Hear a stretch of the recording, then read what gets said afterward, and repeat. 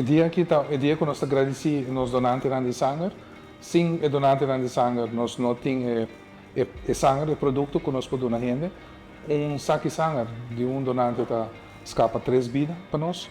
Na Aruba nós temos 1.300 donantes ativos, que estão sempre willing para vir donar sangue na semana.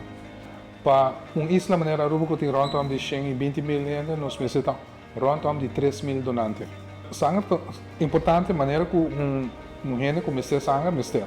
Porque há hora de acidente grande, operação muito grande, realmente gente não está no estado, e também gente não está ganhando quimo, que tem câncer. Se a gente usa sangue muito bem.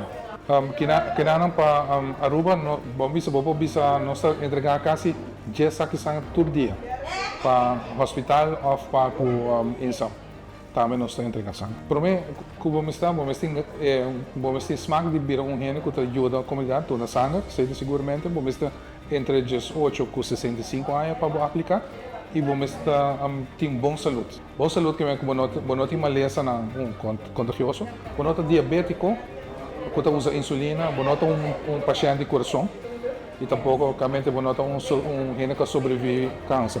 Então, vamos ter nunca não há vindo em contato com maleza na pisa, que afeta a boa saúde. Como grupo Bloedbank, nós queremos agradecer a todos os donantes na firma de Aruba. Agora nós temos open house para toda gente que deseja e que está interessado para conhecer mais Bloedbank, não somente parte de donação, mas parte de produção e com nós guarda produto aqui de boa qualidade alta para asina e paciente pode receber. Sempre se você viram donante, você vai via nosso website, que está Bloedbank Aruba, e nós temos parte que fac que bisa bira donante, você clica ali, tem um par de perguntas, nós vamos preencher. Depois que você preencher, você escreve unda, você tem informação. Então agora é aqui nós recebemos na Bloedbank e nós start o processo para o virar donante.